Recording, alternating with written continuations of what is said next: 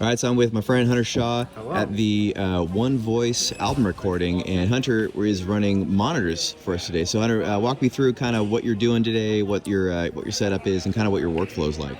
I know we're on D Live here. We're mixing, I think it's like 50, 55 channels. 13 stereo in-ear mixes, and I thought it was going to be 6 separate wedge mixes. We only have one, which is nice.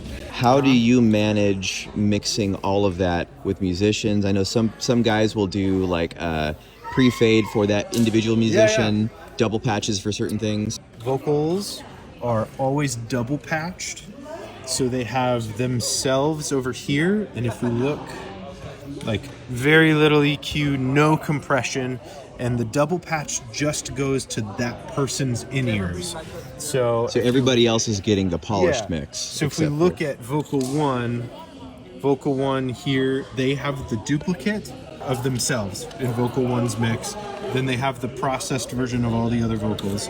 And most other things like drums and bass and whatever, these have the processed version of vocals with a bunch of compression and way more EQ, and just because you don't want vocalists to blow out their voice, but you also don't want like super dynamic, super kind of woofy vocals for everyone else. Every individual musician is pre-fade in their own ears. So like Electric One is going to be pre-fade in their own ears. The vocals are pre-fade in their own ears, but post-fade everywhere else. So if there's like a guitar solo, push a lead vocalist up. If someone else starts leading, I can do that, and I'm not going to screw up the person who's playing or singing that thing's mix, because they're already way louder than everything else. If I push them way up, they're going to get timid and, pop off a mic. So I build my mixes so the top layer is like a fully balanced mix, meaning like the left-right that I hear if I'm not dived into someone else's mix.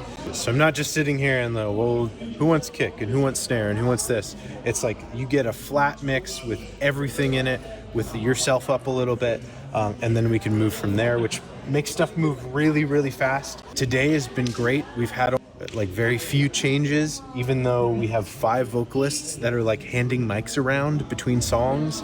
Vocalists are changing constantly, and even with that, we're able to put together mixes really, really fast with very few changes. And I'm gain stage, so most things are living around -18.